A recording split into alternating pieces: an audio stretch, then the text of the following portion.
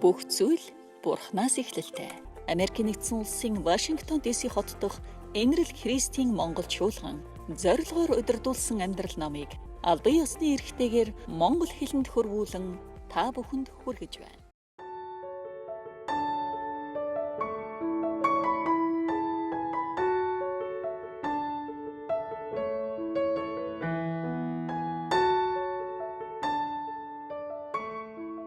Зорилгоор удирдуулсан амьдрал гэдэг ном үзэж байгаа. За тэгээ өнөөдөр бид нар 12 дугаар бүлэг үзэх гэж байна. Энэ номын туршид ялангуяа сүүлийн хэдэн бүлгүүдэд ер нь юу үзэж байгаа бэ гэвэл за та бидний энэ ертөнцид амьдрах хугацаанд бид нар одоо яг чухам юу хийж амьдрах ёстой юм бэ? Тийм ээ, одоо бид нар юуг үйлдэж бидний энэ ертөнцид амьдарч байгаа одоо хамгийн эхний зорилго тийм ээ, зорилго буюу одоо та бид нар энэ ертөнцийн хүний амьдралаар амьдрах хугацаанд байнга хийх ёстой, хийж үйлдэх ёстой одоо зүйлүүдийг сурж байгаа. Тэгээ бид нар хамгийн эхний одоо бидний энэ ертөнцийн амьдрахдаа хийх ёстой зүйл бол Бурхантай байнга харилцаж амьдрах нь одоо та бидний энэ ертөнцид амьдарч байгаа хамгийн ихний зорилго юм аа гэж. Өөрөөр хэлбэл бид нар одоо энэ ертөнцид амьдрах хугацаанд Бурхан тантай надтай хамт 24 цаг хамт байдаг. Тэгэхээр тэр 24 цаг хамт надтай тантай хамт байгаа Бурхантай хамт байж амьдрах нь одоо бидний хамгийн нэгдүгээр хийх зүйл юм аа гэсэн. Тэгээ 11 12 дугаар бүлгийн турш бид нар юу үзэж байгаа вэ гэвэл Бурхантай хэрхэн хамгийн сайн найз нөхөр байж амьдрах вэ гэдэг суралцж байгаа. За бид нар одоо Бурхантай хамгийн ойрхон сайн найз нөхөр болж амьдрахын тулд одоо хийж болох 6 зүйл гэдэг зүйлийг бид нар суралцж байгаа тийм ээ. Энэ уртлын хичээлдэр бид нар юу гэж суралцсан бэ гэвэл хэрхэн Бурхантай одоо хамгийн сайн найз болох вэ гэвэл түүнтэй одоо байнга харилцан ярилцах хэрэгтэй гэсэн тийм ээ. Тэгээ хоёрдугаарх нь түүний хэлсэн үгүүдийг бид нар үргэлж бясалган тунгаах хэрэгтэй. Тийм ээ. Өөрөөр хэлбэл бясалган тунгааснаар одоо Бурханыг илүү ойлгож тэр Бурханы үүднээс энэ ертөнцийг амьдралыг харах энэ харааг бид нар олж авнаа гэж ярьсан. За тэгээд өнөөдөр 12 дугаар бүлэг одоо үргэлжлүүлээд Бурхантай хамгийн сайн найз нөхөр болохын тулд хийх 6 зүйл гэдгийн үлдсэн 4 зүйлийг өнөөдөр үзэх гэж байна. За 12 дугаар өдөр Бурхантай улам ойртон нөхөрлөх нь сургаалт төгс 3:32 харин тэр бурханлаг хүнтэй нөхөрлөхийг хүсдэг гэсэн. Яаков 4:8 Бурханд ойртогтон тэгвэл тэр та нарт ойртно гэсэн. Бурхантай хэр ойр байхыг таны сонголтол шийддэг. Аливаа нөхөрлийн адил Бурхантай улам ойртож нөхөрлөхийн тулд та хичээн ажиллах ёстой. Энэ нөхөрлөл гинэтхэн өөрөө бий болдоггүй. Үүнд хүсэл тэмүүлэл цаг хугацаа мөн зүтгэл хэрэгтэй.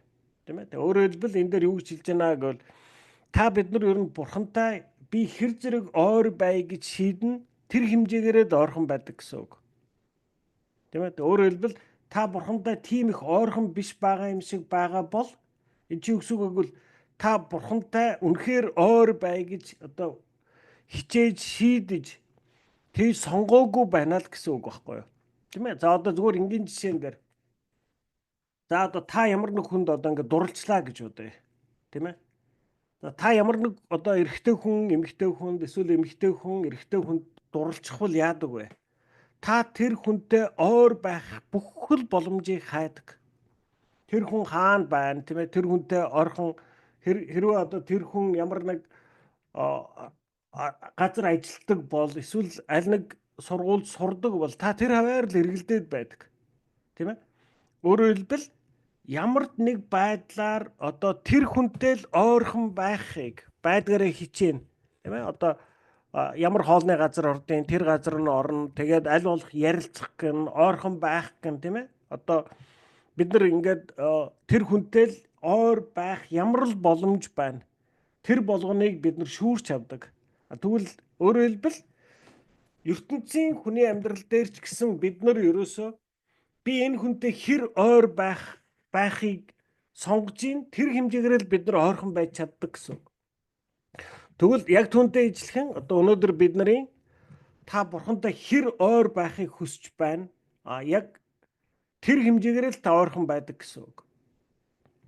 Тийм ээ. Тэгэхээр одоо та хэрэг өөрийгөө одоо за би бурхантай тийм ойрхон биш байна гэж өөрөө өөртөө бодож байгаа бол бурхан танаас хол байгаад байгаа юм биш. Та өөрөө бурхантай их ойрхон байхыг сонгохгүй байна, шийдэхгүй байна л гэсэн үг.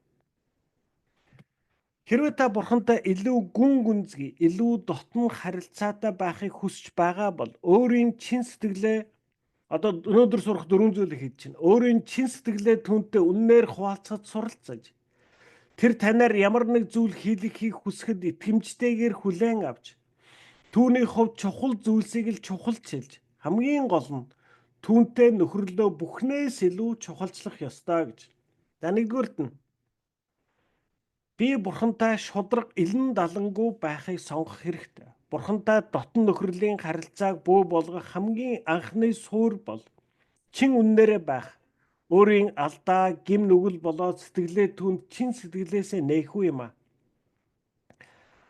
Тийм ээ. За өөрөөр хэлбэл одоо та бурхантай ойр байя гэх юм бол та дотн нөхрөлийн харилцааг бий болгоё гэх юм бол та бурханы өмнө чин үннээрээ байхыг буюу өөрийн алдаа гим нүгэл болоод сэтгэлээ түүнд чин сэтгэлээсээ нээхгүй юм аа. За хүмүүсийн хоорондын харилцаанд ч гэсэн яг адилхан. Хүмүүсийн хооронд хизээд одоо их ойрхон харилцаа үүсдэг бай. Таны одоо найз нөхөд эсвэл одоо гэр бүл, үр хүүхэд, өөр хүмүүстэй харилцдаг харилцаан дээр хаана жинхэнэ одоо гүн гүнзгий харилцаа байна. Тэр харилцаанд чинь тэр харилцаан дээр та одоо ямар нэг дүр үзүүлэх шаардлагагүй. Хэн нэгэн болж харагдах хэрэгцээгүй. Тийм ээ? Та яг одоо тэр харилцаж байгаа хүнийхээ өмнө яг л байгаагаараа байж болдог. Ийм харилцаа л хамгийн гүн гүнзгий бат бэх харилцаа болдог. За бид нар энэ хүний нийгэмд амьдарч байгаа юм чи хүссэн хүсээгүй бид нар одоо өмнөх хичээлүүдээр ч гэсэн зөндөө ярьжсэн юм ээ. Та бид нар нэг юм хувцас өмсөж байгаа юм шиг. Одоо бид нар ингээд сүмд очих юм бол одоо арай аятайхан хувцаслан тэгээ өөрийгөө арай жоох аятайхан очоод тэнд орлоод л хашгираад л тэ эсвэл одоо ингээл уранхай цоорхой эсвэл навцаасан одоо ингээл ийм шороо тоостой хувцастай яваад орохгүй шүү дээ. Тийм ээ? Өөрөөр хэлбэл сүмд бол та нэг янзаар хувцаслан. За та хэрэг одоо оройн цагаар ямар нэг баар, ресторанд орох юм бол бас өөр янзаар хувцалж орно. Тийм ээ? Концерт, спортын наадам үзүүл та бас нэг өөр янзаар хувцаслана. Тийм ээ? Өөрөөр хэлбэл хүн ямар газар байна? Яг түүндээ тохируулж одоо өөрийгөө хувцалдаг. Яг түүнтэй ижилхэн одоо та бид нар энэ ертөнцид амьдрахдаа хүмүүсийн өмнө яг тэр өөр хувцас өмсчихсэн юм шиг өөр дүрийг өөртөө өмсөж амьдрдаг. Ажлын газар бол та айгүй ажил хэрэгч хүний дүрийг өөртөө өмсөн. За хүүхдүүдийнхээ өмнө бол одоо айгүй мундаг ээж аавын дүрийг өмсөн. Тийм ээ? Тэгээд одоо найз нөхдийнхээ өмнө бол одоо та найз нөхрийн одоо эсвэл тэр одоо нөгөө нэг алиа хошин эсвэл хамаагүй яриагаараа ярьж болно. Ээж аавынхаа өмнө бас нэг янзаар одоо нэг хүүхдийн дүрийг өмсөн. Тийм ээ? Одоо өөрөөр хэлбэл бид нар нөхцөл байдал бүрд зориулаад өөр хувцас өмсдөгтэй ижилхэн бид нар нөхцөл хүмүүсийн байгаа орчин нөхцөл байдал болгонд тохируулаад бид нар өөр дүрийг өмсөж дүрийг өмсөж буюу тэр дүрд тоглож бид нар энэ ертөнцид амьдардаг. За тэгвэл хэрвээ та хэн нэг хүнтэй ойр дотны үнэхээр одоо тийм жинхэнэ сайн харилцааг бий болгоё гэвэл та тэр ямарваа нэг хувцсыг өмсөх хэрэггүй. Тийм ээ? Өөрөөр хэлбэл та одоо тэр хүний өмнө яг өөрийнхөө мөн төрхөөр нүцгэн очих ёстой гэсэн. Та ямар хүний өмнө нүцгэн байж чаддаг вэ? Тийм ээ? Бүх газар хувцас өмсдөг. Та хамгийн ойр дотн тэр хүнийхээ өмнө л хүн нүцгэн байж чаддаг. Тэгвэл яг түүнтэй ижилхэн бид нар одоо хүмүүстэй харилцах харилцаан дээр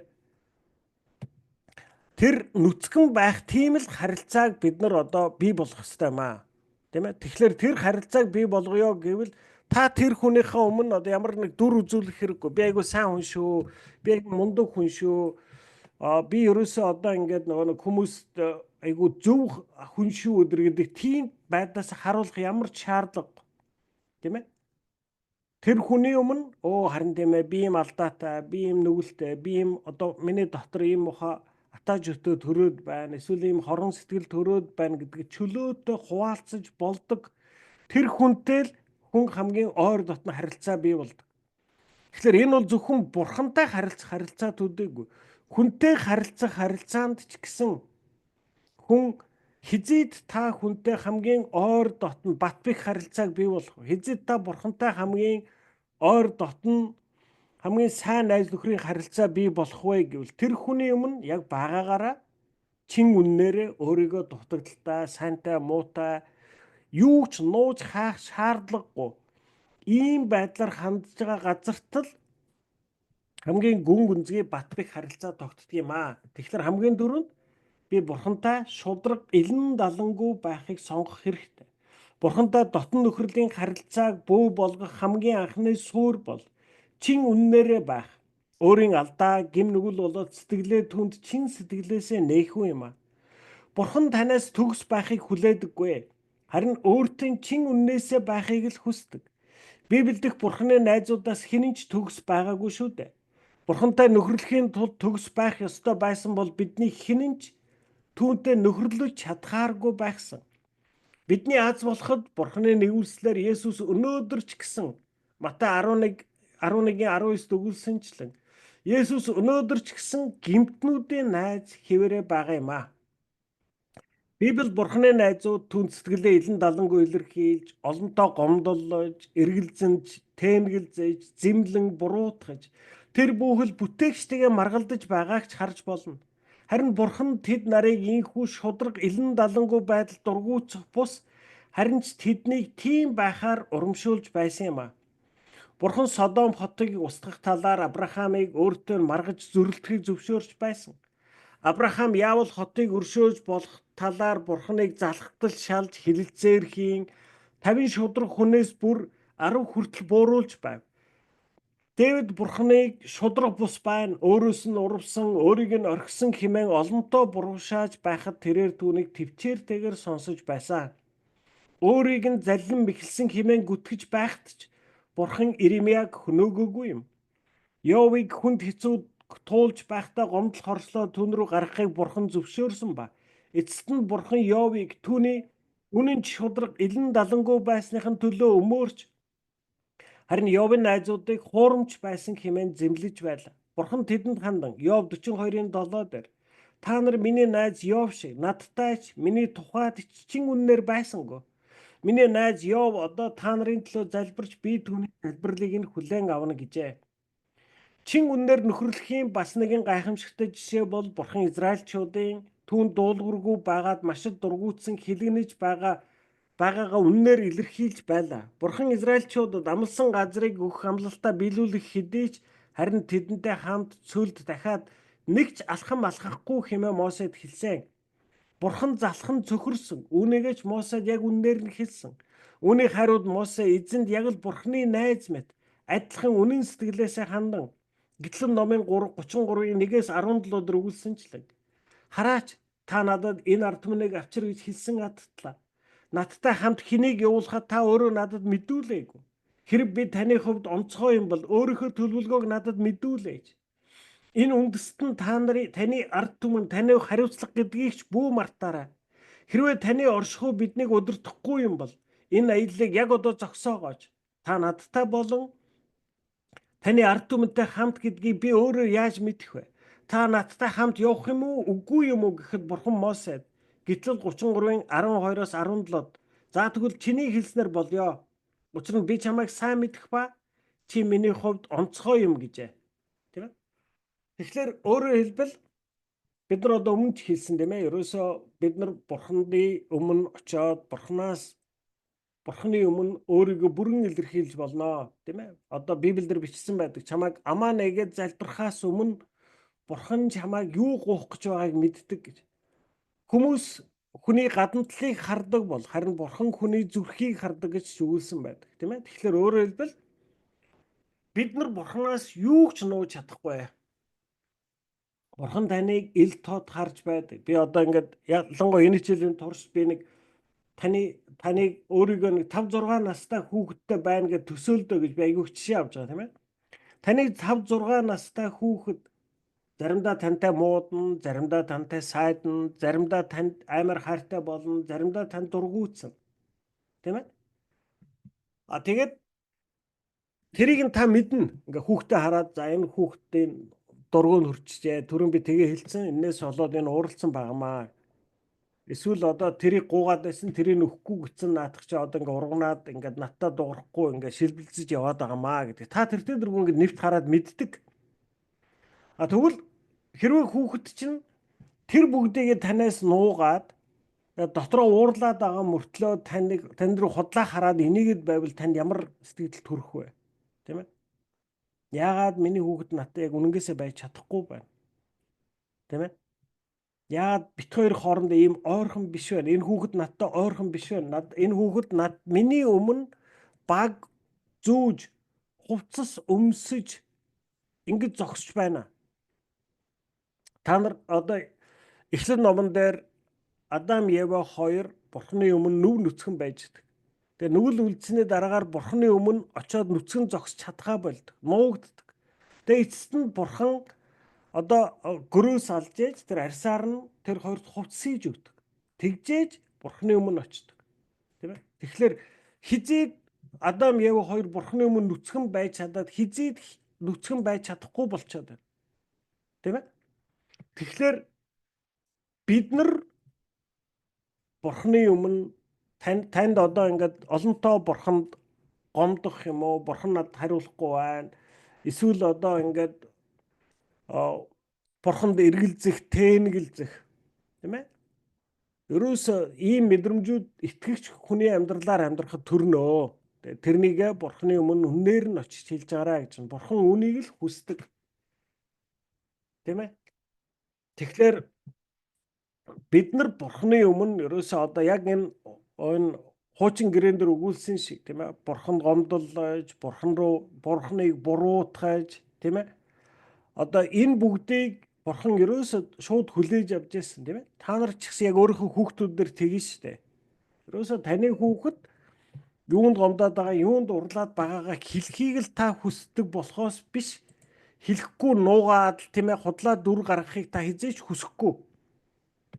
Тэгэхээр бурхны өмнө бид нар ерөөсөө 100% яг байгаараа байж болноо, тийм ээ? Бурхан таныг ч гэсэн ингэж чин халуун үннээсээ харьцуул хүлээж авч чадах болов уу? Мэдээж хэрэг. Жинхэнэ нөхөрлөд чин үннээрээ байхтай л тогтдог билээ.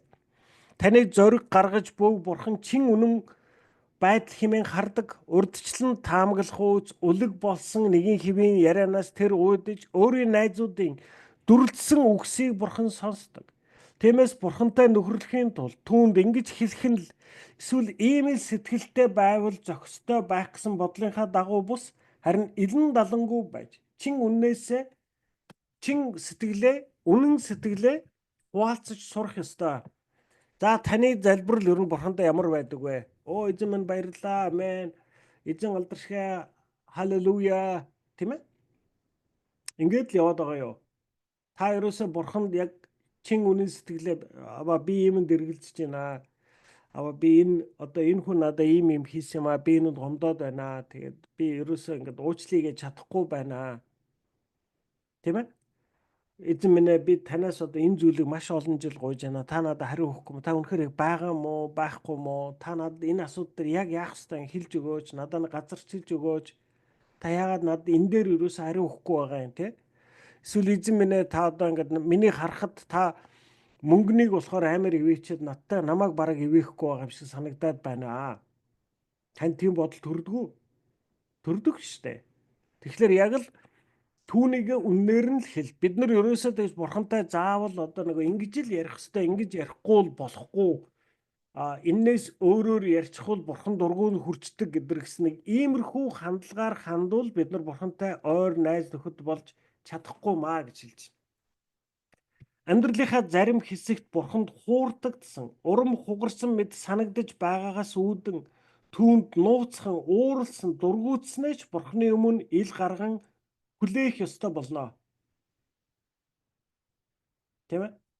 Өөрөөр хэлбэл бид нар ингэж явж байгаад амьдралынхаа зарим хэсэгт үнэхээр бурханд хуурдагдсан юм шиг урам хугарсан мэд санагдаж байгаагаас үүдэн түүнд нууцхан ууралсан дургуутснээч бурханы өмнө ил гарган хүлээх ёстой болно. Та нар тийм мэдрэмж төрж ирсэн үү? Надад төрж ирсэн.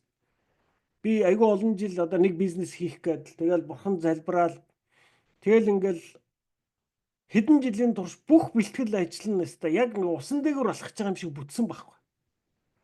Тэгэл ингээл яваад ахлаар за одоо энэ одоо яах болоо гэхлээр л бүтчихдэг. За одоо яг баларлаа шүү гэхлээр л бүтчихдэг. Тэгэл ингээл бүтээл яваад ахлаар чинь би ингээл дотроо за бурхан үнэхээр одоо энэ бизнесийн замаар намайг хөтлөөд явж байна. За энэ бизнес бол өрөөсөө бүр ингээд яг болох нь одоо нөгөө нэг би нөгөө нэг юу лээ баяжхан бараггүй яах нь нөгөө нэг одоо тасрах нь баталгаатай боллоо гэсэн үг байдаг шүү дээ. Яг тэгж л бодсон байхгүй юу? Хэдэн жилийн туршид ерөөс яг ингээл нөгөө нэг бизнесээ хийх гээл нухаал явхлаар ингээл заримдаа мөнгөгүй болно, заримдаа нэг зүйл нь бүтэхгүй, заримдаа хийж өгөх хүн олдохгүй болно. Тэгжээтэл ингээл гараал ирдэг. Бурхан залбираал явсгалаар ингээл яг тэр усан дээгүүр алхаж байгаа юм шиг яваал яг эцсийн үрдэнд бизнесээ эхэлсэн чинь бизнес баг. Нөгөө олон жилийн нөгөө нэг амар их мөнгө оруулсан, амар их цаг чармайлт гаргасан, тэгэл нөгөө нэг юм тэр хүртэл явал тэрнээс хойш юу ч байх. Юусе бурхан байхгүй юм шиг алга болцсон. Нөгөө бизнес унт. Тэгээ би одоо ингээд сэтгэл санааны хямралд орлоо. Тэ ингээд бүр паникт ч орж үзэж гин. Тэ үргэлжлээ. Тэгэл одоо ингээд сэтгэл санаа хямралаа. Депресд ч орлоо, стресслээ тийм ээ. Ингээд төсөн зүйлний юм болж байгаа шүү дээ. Яач вэ? Юу болчихоо? Одоо яатсан бэ? Намайг дагуулад яваад исэн биш үү? Тэгснээ одоо ингээд энд хүргээд ингээд хайчиж байгаа мó. Тийм байсан бол яах гэж намайг ингээд нөгөө бүтээгээ явуулаад байсан юм бэ, тийм ээ? Энэ бүх сэтгэл миний дотор төрсөн. Би бурханд ч олон удаа ер нь яг байгаа мó, байхгүй мó? Та ер нь байгаа мó, байхгүй мó гэж би үнэнгээсээ тэгж хэл залбирчсэн өдөр байгаа надаа. Би ингээд худлаа юмд итгээд яваад байгаа мó? Тэ? Би бурханд яг ингэж залбирчсэн өдрүүд байгаа. Тэгээд яг би өөрөө гүйцэд ухамсарлахгүй ч гэсэн дотроо ингээд бурханд гомдсон, бурханд урам хугарцсан ийм сэтгэл төрдөг. Тийм ээ? Тэгээд түүнийгээч түүнд нууцхан ууралсан дургуутснээч бурханы өмнө ил гарган хүлээх ёстой боллоо. Тийм ээ? Таны хүүхэд одоо ингээд ээж намайг одоо ингээд олон хүүхэдтэй айл байна тийм үү? За тэгсэн чи одоо ингээд олон хүүхэдтэй айл байхлаар одоо ингээд хүүхдүүдийн дотор одоо өрсөлдөөн, атаа жөтөө барьцах юм зөндөө гардаг. Тэгээ тэрнээсээ болоод ээж аавда гомдсон гомдлууд байж л байдаг. Энэ манай ээж аав одоо ингээд манайх 7 хүүхэдтэй айл манай хамгийн баг дүү рүү очиход манай ээж өөр ерөөсөө манай хамгийн баг дүү рүү юу ч хэлдэггүй. Бид нар бол загнамтай одоо ингээл хатуурах үедээ хатуурхаал байдаг. Тэгээ бид нар бүгдээрээ ингээд энэ ээжээ хоёр одоо ингээд энэ багт ерөөсөө юу ч хэлдэггүй. Бид нарыг болохоор л загнаад л зэмлээд л одоо ерөөсөө буруутгаад л ингээд байдаг гэл тий. Одоо яг тийм одоо ингээд мэдрэмж төрж штэ. Тэгээ би өөрөө өнөөдөр би нилээд одоо ингээд хөгшин аав одоо хөгшин болцсон хойно хүний эцэг болчоод би ойлгож байгаа байхгүй. За ээж аав чинь дөнгөж ингээ 20-р наснда төрсөн хүүхэддээ одоо ингээд хатуу зарчимтай шаардлагатай яваад идэх юм байна. Тэгэл ингээл 30 40 болоод 40 дөхөөд ирэхийн алдад хүний зүрх сэтгэлч зөөлөрцөн. Тэгээ нөгөө хүүхэдтэй нөгөө нэг анхныхаа хүүхэд шиг хатуу нөгөө шаардлага тавьдаг, зэмлдэг тийм харьцаанд байхгүй болчихдөг юм байна. Тэгээд ерөөсөө манай ээж аваа одоо ингээд биднийг ялгаад ялгууртай хандаад одоо тэр манай баг дүүд болохоор айгүй хайртай дотно биднийг болохоор одоо ингэ хятчих гад байсан юм шиг тийм мэдрэмжтэй яваад байсан ч үгүй юм байна оо. Тэд нар чи ерөөсөө нөгөө хөөрхийн нөгөө ээж аав чинь ч гэсэн өөрсдөө дөнгөж залуу ухраач мэдэхгүй ээж аавч байж үзээгүй те. Тэгээ өөрсдөө ч гэсэн яг бид нартай хамт ингээд насны аясаар ингээд хүн хүнийхэн зан чанар одоо ингээд зүрхэн зөөлрөөд өөр болоод тэгээд л тэрнээс л үдсэн харилцааны өөр хандлага байд юм байна. Тэрнээс биш ерөөсөө намайг хядчих гад манай дүүг болохоор одоо ингээд нөгөө нэг онцгой илүү хайрлаад байсан юм ерөөсөө байхгүй юм байна гэдгийг ойлгож штэ. Тэгэхээр тэр харилцааны зөрүүтэй байдал хүртэл ингээд бидний дотор ээж авдаа нэг жоохон гомдсон ч юм уу, тунирхсан ч юм уу ийм зүрхтэйгээр бид нар зөндөө амьдрал явдаг. Та нарт ч гэсэн ер нь одоо ингээд бас байгаа л баг. Тэгэхээр ийм зүйлсүүдийг бид нар нуухгүйгээр энийг одоо ингээд ээж авдаа бид нар одоо бурханд ийм хандлага байгаа бол бид нар нуухгүйгээр ил гаргаж хэлэх хэрэгтэй. Ер нь бид нар яагаад одоо ингээд эдгэрлийн баяр хүрэгчээл дээр ч гэсэн үзчихсэн ер нь яагаад ил гаргаж хэлэх ёстой юм бэ гэдгийг тийм ээ ил гаргаж хэлэх бол маш чухал. Энэ зөвхөн ил гаргаж тэр одоо гомдсон бурханд дургуутсан бурханд урам хугарсан энэ сэтгэлээ би бурханы өмнө ил гаргаж хэлж ийж л сая бид нар эдгэрэл ирдэг. Зүгээр л дотроо би ингээ бодоод явах нь ерөөсөө хангалттай биш. Бид нар амаараа хэлэх ёстой. Тэгжээж эдгэрэл ирдэг тийм ээ. Бид нар одоо ингээд хэлж штэ. Энэ одоо ингээд та нарын ч гэсэн ээж авдаа ч юм уу эсвэл одоо ах дүүстэй ч юм уу ингээд жижигхэн гомдсон гомдол бурханд ч гэсэн ингээд урам хугарсан ийм явдлууд та нарын амьдралд байж л байгаа. Тэгээд эн чинь болохоор ингээд би тэрийг өөртөө зөвшөөрөөд за нэрээ би энээс болоод бурханд гомдчоод байгаа юм байна. Би энээс болоод би бурханд ингээд урам хугарчаад байгаа юм байна гэдгийгээ би яг өөртөө хүлээн зөвшөөрөөд бас бурханы өмнө гаргаж хэлээд эзэн минь ээ тийм ээ одоо би хэллээ шүү дээ ингээд бурхан намайг ерөөсөө л яг тэр бизнес руу яг л хөтлөөд яваад байна гэдэл ерөөсөө бүх зүйл бүтэж явж байгаа л хамгийн сүүлчийн бизнес эхлэхэд бүр юу ч байхгүй юу ч бүтээгүй. Би бүр баларсан. Заяа. Тэгээд өнөөдөр би одоо ингээд нэлээд хэдэн жилийн дараа эргэж хараад юу харж байна гэвэл за. Энэ баларсан нь энэ бизнес ажиллаагүй нь сайн байж. Тийм ээ? Яг уу би одоо нэг амар баян болж чадаагүй л дээ. Би одоо амар баян болно гэж бодоо яваад исэн байхгүй юу? За баян болоогүй. Гэхдээ би оронд нь юу олж авсан бэ гэвэл би үнэхээр тэр баян байхтаач энэ бизнесийг хийх гээд явж байхтаач хизээч бурхандаа тэгж ойртоогүй харилцааг би олж авсан. Тэгэхээр ерөөсөө тэр намайг ерөөсөө тэр бизнесийг бүтээгээд л яваад байсан нь бурхан надад бизнес бүтээж өгөх гэж биш. Тэр бизнесээс том ашигтай сайн зүйлийг миний өөртөө харилцах харилцааг амьд болгох тийм ээ миний нүдийг нээх миний одоо тэр амжилттай олох гэсэн баян л болчих гэсэн энэ нүдний энэ одоо мананг арилгаж тэгээ би ингээд үнэхээр амьдралаа чиг өөрийгөө чиг бурхныг хараад за энэ бүтээгүүн сайн болсон би ерөөсөө өнөөдөр одоо ингээд би өмнө олон дахиж хэлж байгаа шүү дээ ерөөсөө би ингээд жилийн өмнө 5 жилийн өмнө 10 жилийн өмнөхийг харьцуулах юм бол би бурхныг амьдралыг өөрийгөө ч гэсэн арай тод арай л үнэнгээр нь харж эхэлж байгаа. Энэ нь 100% болцсон гэсэн үг биш. Одоо ингээд 100% байлаа гэхэд би нэг 5-10% дээр л явж байгаа байх. Гэхдээ ахиц дэвшил бол айгүй том ахиц дэвшил гарсан. Тэгэхээр би бол энэнийг бол маш үнэтэй зүйл гэж харж байгаа байхгүй юу? Энэ бол маш үнэтэй зүйл юм аа. Би анх удаага ингээд одоо амьдралын турш явж өөрийгөө би ингээд тодор хараа. За би бол ийм хүн юм байна. Надаа ийм дутагдал байдаг, ийм сул тал байдаг, ийм янз бүрийн ийм асуудал тулгархад надаас ийм реакц гардаг. Тэгээд ерөөсөө энүүнийг би айгүйх анзаарч мэдэх хэрэгтэй юм байна. Надаа бас ийм бас сайн талууд ч байдаг юм байна. Би энийг илүү хөгжүүлэх хэрэгтэй юм байна. Тийм ээ? Ямар нэг одоо ингээд өөрийгөө шүүлтгүүгээр бас өөрийгөө одоо ингээд өөрийнхөө тухай хиймэл хоосон өөрийгөө өргөсөн одоо тийм бодлоггүйгээр нэг ингээд нэг арай л нэг жоохон бодтойгоор би ингээд өөрийгөө харж сурж ийн юм ээ. Яг 100% болцсон гэж биш ээ. Ерөөсө 100% болохгүй байх. Яг ер нь өчигдөртөөгөө харьцуулахад арай дээрдэж байгаа. Тэгээ энэ бол тэр миний одоо тэр бизнесийн бүтэмж, миний одоо баян тарган цатгалан болохоос хамаагүй миний хувьд бурхны өмнө ч гэсэн энэ бол хамаагүй үнэтэй чухал зүйл байсан.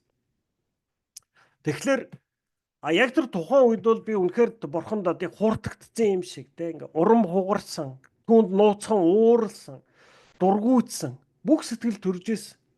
Тэгээд түүнийгээ бид нар яах ёстой гинэ? Бурхны өмнө ил гарган хүлээх ёстой болно. Бурхан бидний амьдрал дахь бүхий л зүйлсийг сайнаар ашигладаг болохыг ойлгож, ухааран, төлөвшөх хүртлээр бид өөрсдийн гадаад үзмж, гарал үүсэл, хариулт аваагүй залбирал, өнгөрснөөс хадгалж яваа сэтгэлийн шарах зэрэг хэрвээ бид өөрсдөө бурхан байсансан бол өөрчилчихмөр байгаа тэдгээр зүйлүүдийнхаа төлөө бурханы эсрэг тэрслэл өвөрлөх нь элбэг байдаг. Саний энэ өгүүлбэрийг сонсоор маш чухал өгүүлбэр. Бурхан бидний амьдрал дахь бүхий л зүйлсийг сайнаар ашигладаг болохыг ойлгож, ухааран, төлөвшөх хүртлээр бид өөрсдийн гадаад үзмж, гарал үүсэл, хариулт аваагүй залбирал, өнгөрснөөс хадгалж яваа сэтгэлийн шарах зэрэг хэрвээ бид өөрсдөө бурхан байсансан бол өөрчилчихмөр байгаа тэдгээр зүйлүүдийнхаа төлөө бурханы эсрэг тэрслэл өвөрлөх нь элбэг байдаг. За та нар дотор өөрийгөө царай зөөс, бие хаан дээр одоо өөртөө таалагддаггүй гомдлож явдаг хүмүүс байна уу? Тийм ээ. Би одоо ингээд хөдөө сум өмнө төрсөн юм аа. Манай ээж аав малчин хүмүүс ээ. Би одоо хотод дарга сайдын хүүхэд болоод төрчих минь яв да. Тэгсэн бол гүмэн гоё байхсан гэж боддог бодол төрж исэн үү? Тийм ээ. За гарал үүсэлд гадаад үзэмж тэгээд одоо ингээд түрүүчин минийх шиг ингээд намайг миний бизнесийг босгож өгөөд би амар баян болоод би чинь зүгээр ч баян болохгүй шүү дээ. Би чинь бас бурхныг панаалдах гэдэг байгаа шүү дээ. Бурхныг яах гэж панаалж та намайг амар баян болгоод өөр би зөндөө таны төлөө зөндөө гоё юм хийнэ гэж бурхнаас гуугаад байгаа шүү дээ. Би чи зүгээр ч гуйчихгүй.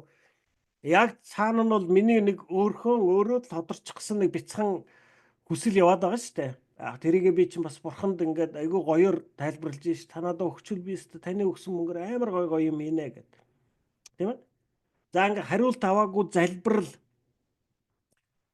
өнгөрснөөс хадгалж яваа сэтгэлийн шарах тийм ээ. Таны амьдрал таагүй, эмгэнэлтэй, гашуудалтай, хүнд хэцүү зүйл тохиолдсон бол тэрний төлөө бурханд тэрсэлдэг, бурханд гомддог, бурхан дургуутдаг ийм зүйлс байдгүй тийм ээ. Та өнөөдөр өөрийнхөө хэн байгааг, өөрийнхөө ямар царай зүстэй, ямар бие бэлдэгтэй, ямар гарал үүсэлтэй, хаана ямар амьдралаар амьдарч байгаадаа хүн ихэнхдээ өөртөө сэтгэл дундуур байдаг. Эн чинь бурхныг гомдоодог, бурхны урмыг хугалдаг үйлс гэдгийг та мэдхүү. Тийм ээ.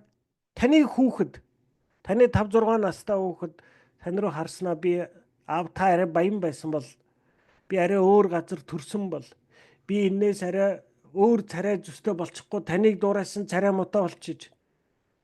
Тийм ээ. Та арай өндөр тэр ах шиг гоё өндөр байсан бол би гөмөн гоё өндөр болохгүй юу? Гэж байгаа юм шиг хандвал танд ямар байх вэ? Тийм ээ.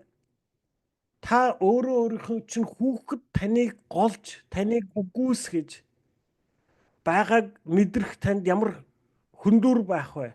Тэгвэл бид нар өөр төгөгдсөн зүйлсүүдийнхаа төлөө зүйлстэй талархахгүй, түүнийг голж хандах болгондоо бид нар бурхныг зүрхэнд ийм хүндүрийг бас төрүүлж байдгийм шүү гэдгийг бид нар санах хэрэгтэй.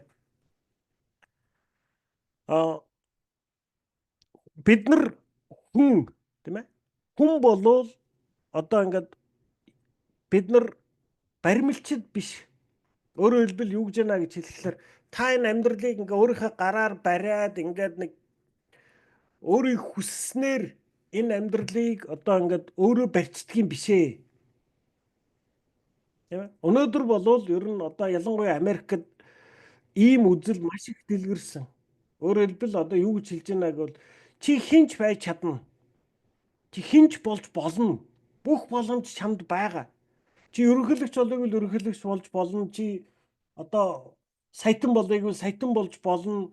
Амар алдартай хүн болоог л чи бас болж чадна гэж.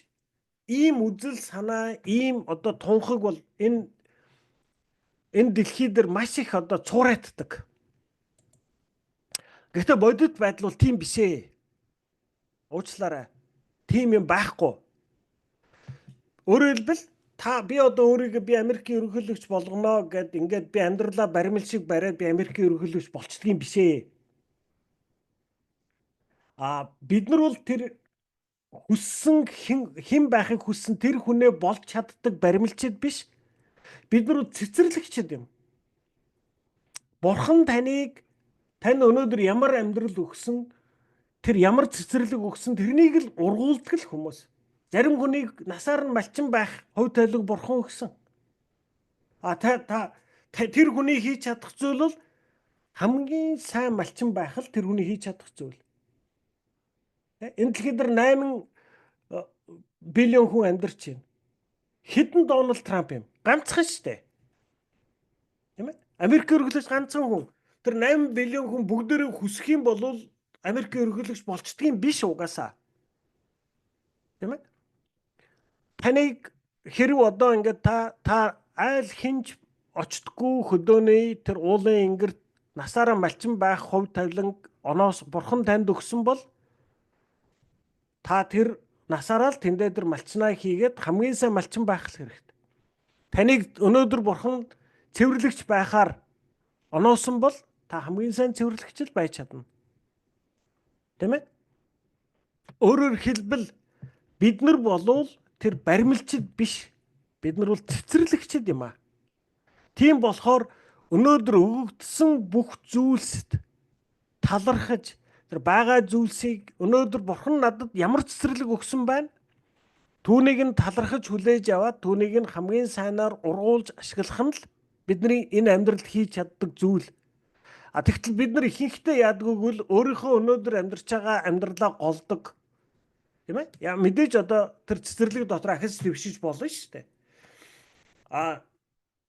Би өнөөдөр өөрийнхөө амьдралыг хараад би одоо Дональд Трамп шиг ийм мундаг одоо хүч чадалтай дэлхийн атман болчмоор байна, болж чадахгүй байна гэж би бурханд гомдлох бол утгагүй асуудал юм аа. Яа тэгвэл тэр хүн ерөнхийлөгч болоод тэр хүн одоо тэр ерөнхийлөгчийн байр суурин дээр хамгийн хийж чадах хамгийн сайнаагаа л хийх үүрэгтэй. Намайг хэрэг өнөөдөр нэг энд малчин болгоод өгсөн бол би ч гэсэн энд надад өгсөн энэ амьдралыг энэ цэцэрлэгийг хамгийн сайнаар ургуулах нь л миний хийх зүйл. Би өөрийгөө өөр хүнтэй харьцуулаад би энэ хүн шиг байсангүй надад ямар муу хувь тавилан өгчвөө гэж хэлж байгаа бол бид нар бурхныг гомдоож эмзэглүүлдэг юм шүү гэдгийг бид нар санах хэрэгтэй юм аа. Тэгэхээр саяны хөлбөрийг дахиад бурхан бидний амьдрал дахь бүхий л зүйлсийг сайнаар ашигладаг болохыг ойлгож ухаан төлөвшөх хүртлээ бид өөрсдийн гадаад үзмж, гарал үүсэл, хариулт аваагүй залбирал, өнгөрснөөс хадгалж яваа сэтгэлийн шарах зэрэг хэрвээ бид өөрсдөө бурхан байсансан бол өөрчлөгчмөр байгаа тэдгээр зүйлүүдийнхаа төлөө бурханы эсрэг тэрслэл үрлэх нь элбэг байдаг. Бид нар бусдад атаархтаа өөрөөр хэлбэл юу гэж хэлж байгааг бол бурхан надаа энийг өгчихгүй бурхан яасан өөдгүй юм бэ л гэж хэлж байгаатай адилхан. Энэ бол бурханы эсрэг тэрсэлж байгаа хэрэг юм аа. Хүмүүс бусдаас авсан гомдол шарахынхаа төлөө бурханыг буруутгах нь элбэг.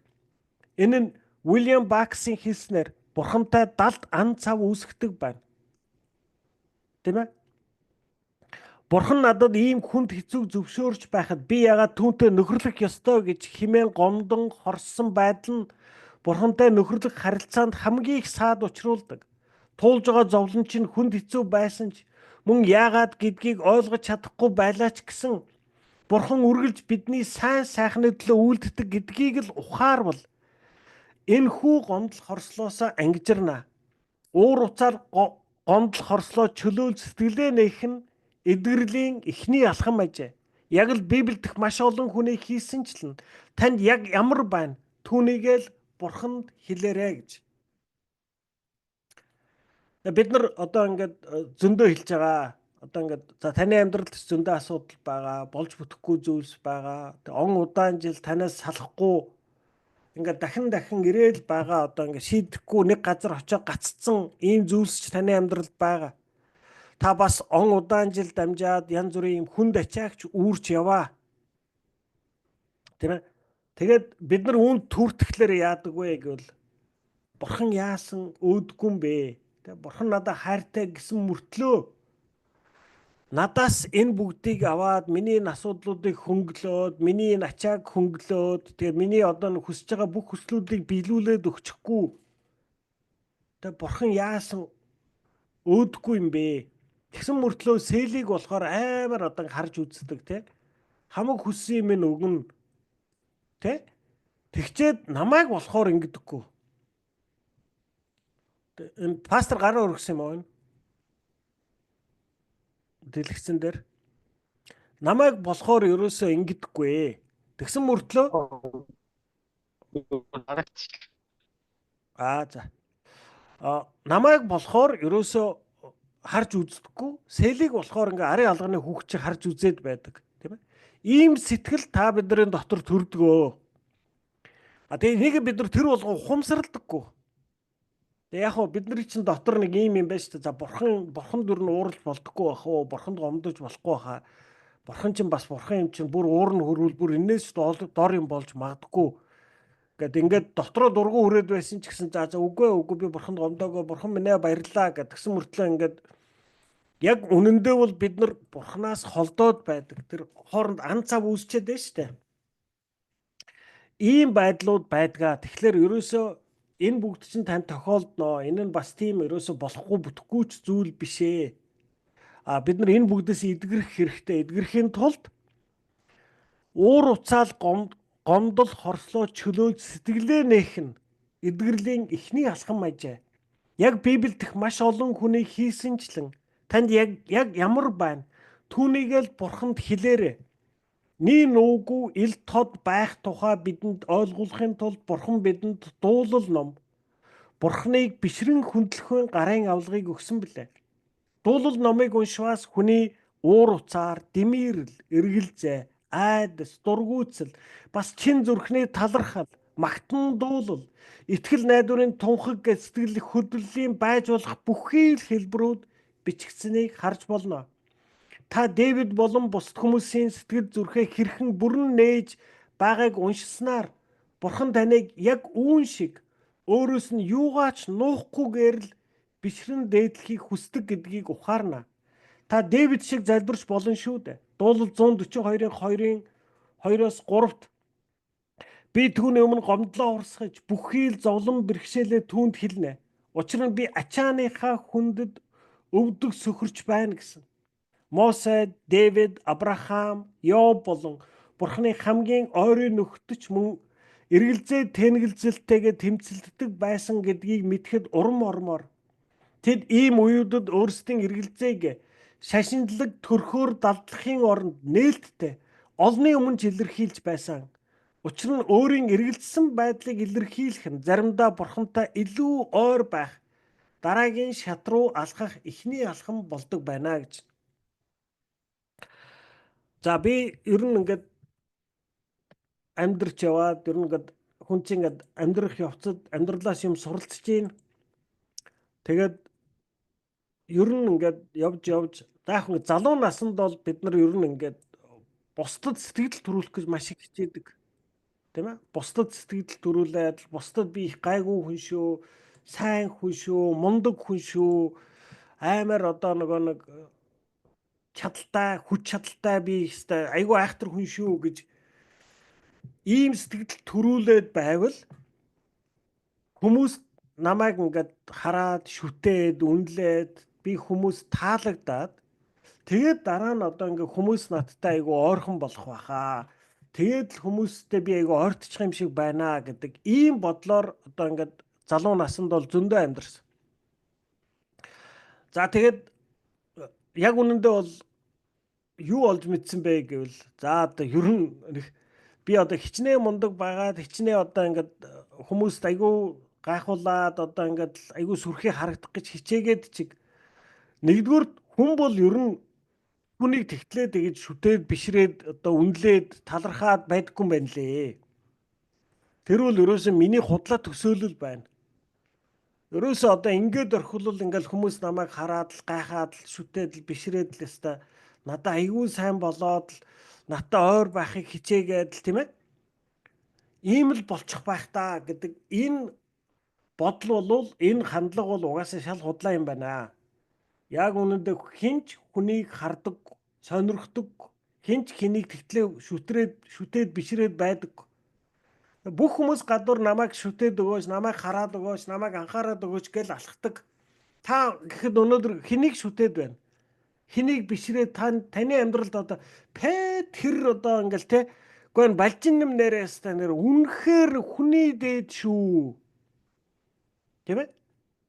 Гэт ингээд бишрээд үнэхээр удвар гайхаад явдаг хідэн хүн байна. Бараг хүн тийм хүн байдаггүй шүү дээ. Бид нар бол ер нь өөрөө өөрийгөө сонирхдаг. Тэгэхээр бид нар хүнд өөрийгөө одоо ингээд мундагаар харуулж агаад хүмүүс намайг гайхаад бишрээд шүтээд надаа сайн болчихно гэдэг энэ хандлага бол угаасаа шал худлаа юм байлээ.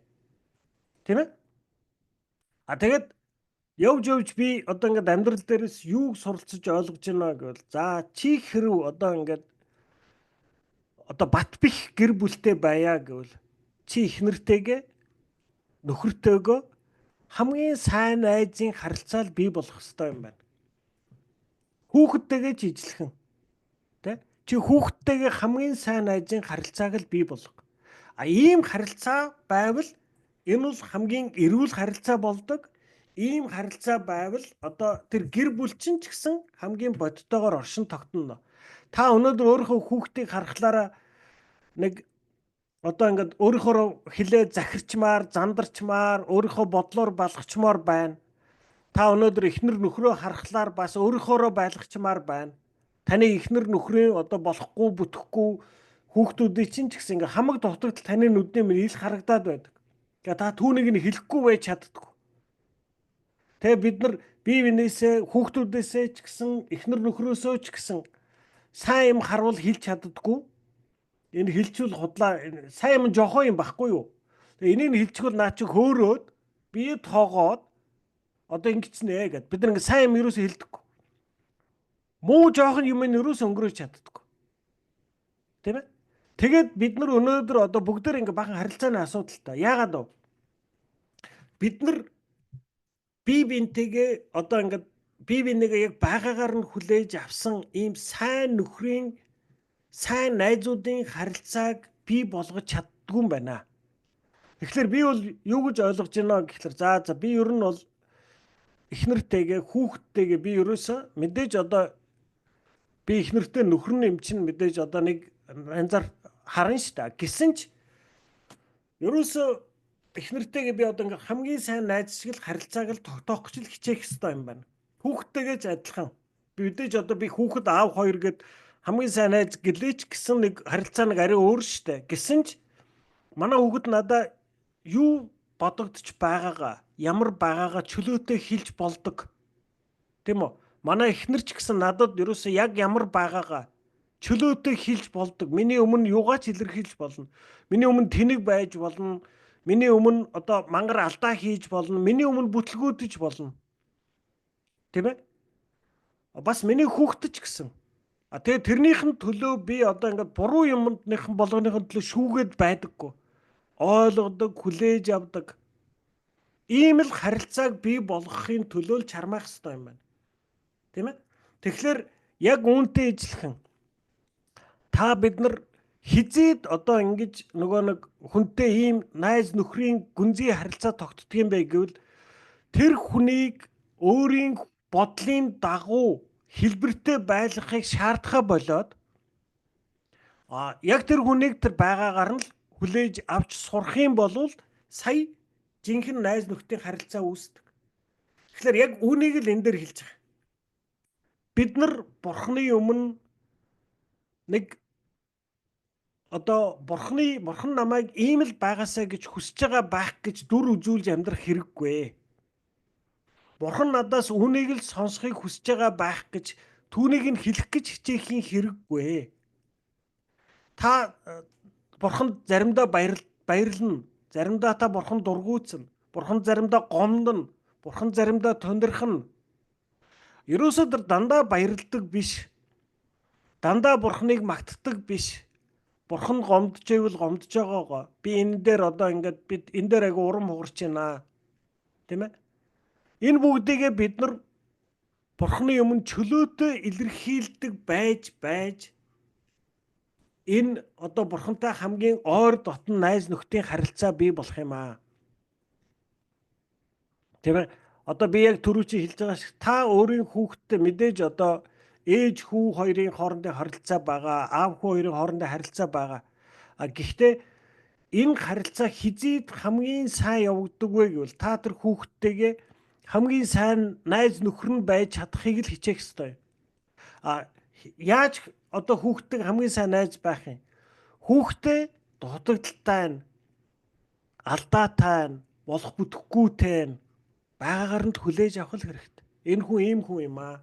Ийм алдаа гаргажээ, ийм бурууг үлджээ, ийм залхуу байна. Тийм ээ? Ямарваа нэг шүүлдэхгүйгээр за тийм. Одоо та 10 хэдэн настай байхдаа залхуу байгаагүй юу? Та 10 хэдэн настай байхдаа өнөөдөр хүүхдээс шаардж байгаа шиг дандаа л ном уншиж сууж идэг хүн байсан юм уу? Тэ? Хинч тийм байгаагүй шүү дээ. Тэгэхээр ийм л байдаг. Эрэгтэй хүүхд бол сахилахгүй байна. Эмэгтэй хүүхд бол жоохон айлгүй байна. Эрэгтэй хүүхдээ харахлаараа нэг юм дандаа сахилахгүй чийдэг гэл охиноо харахлаар яасан мохоо айлгүй энэ ч гэж загнаад байна уу? Бид нар ер нь тэ? Тэгэхээр бид нар бие бинийгээ яг чин үннээр нь байгаагаар нь альва шүүлдэхгүйгээр хайраар хүлээж авах юм бол хамгийн сайн найз нөхдийн харилцаа үүсдэг. Тэгвэл бурхантай та тийм харилцааг бий болгоё гэвэл бурхантай шудраг элен далангуу түүний өмнө яг байгаагаараа л байх хэрэгтэй. Тийм ээ? Би үнийг ойлгохгүй байна. Би одоо ингээд бурханд зөндөө олон удаа тэр бизнесээ баларсны дараа бол би бурхантай ер нь одоо зөндөө л юм ярьсан дөө. Гомдч ч үдсэн, тунирхч ч үдсэн те ингээд нэг та хүүхэд байхдаа ингээд уйлж байгаад ингээд худлаа уйлж байгаад уйлжсэн ингээд ээж аваа ер нь намайг харж ийн үгүй харагдах нь үгүй хардггүй те. Ер нь бол бурхны өнөө зөндөө тэгсэн шүү. Тэ. Тэстэ нэрэ бурхан минь тааста яавдаа гэсэн одоо ер нь сонсож байгаа болоо. Одоо ер нь миний нөгөө гомдоод байгаа юм ингэж хийж байгаад өгчихгүй юм биш байгаа гэдэл гордоол тийм ээ. Зүвсэн зүйл болсон. Гэхдээ яг түрүүчийн энэ дээр хэлсэн шиг тийм ээ. Бурхан таны амьдрал тохиолдох бүх зүйлсүүдийг сайнаар хэрэгэлдэг. Тийм ээ. Үүнийг л бурхан бидний амьдрал дах бүхий л зүйлсийг сайнаар ашигладаг болохыг ойлгон ухаарч төлөвшөх хэрэгтэй. Энэ хүртлээр бид нар өөрсдийн амьдралд бүтэхгүй байгаа бүх зүйлсүүдийг өөрчлөмөр байгаа бүх зүйлсүүдийн төлөө бурханд гомдож тэрслэж явдаг юм аа гэдгийг хэлж байгаа. Бид нар ерөөсө бүтэхгүй байна уу? Бүтэхгүй юм байна уу? Энэ нь сайн учраас бүтэхгүй байгаа. Ингэж хүлээж авах хэмжээнд төлөвшөх хүртлээр бид нар амьдралдаа болохгүй байгаа бүхний төлөө яг үнэндээ бол бид нар уучлаарай яг үнэн бодит байдал дээр бид нар бурханд талархахаас илүү бурханд гомрохсон, урам хугарсан, бурхандаа жоохон тэрсэлдсэн сэтгэл бидний дотор байдаг шүү. Тэгээ үүнийгээ бид нар бодтойгоор хүлээж авч бурхны өмнө үннээр нь аваачиж энэ харилцаан дээрээ бид нар эдгэрлийг авчирж ээж сая бид нар бурхантай хамгийн сайн найз нөхөр болж чадах юм аа. За тэгээ өнөөдөр хичээлийг энд хүргээд зогсъё. Цаашаага одоо үлдсэн зүйлсэнд бурханд итгэлээр дуулгуурлах, тэгээ бурхны хувьд чухал гэсэн зүйлсийг бид нар чухалчлах, Бас бид нар бурхантай нөхөрлөхийг юунаас ч илүү хүсдэг байж ээж бид нар бурхантай хамгийн сайн найз нөхдийн харилцаа тогтоох юм аа гэж үзнэ. За баярлалаа.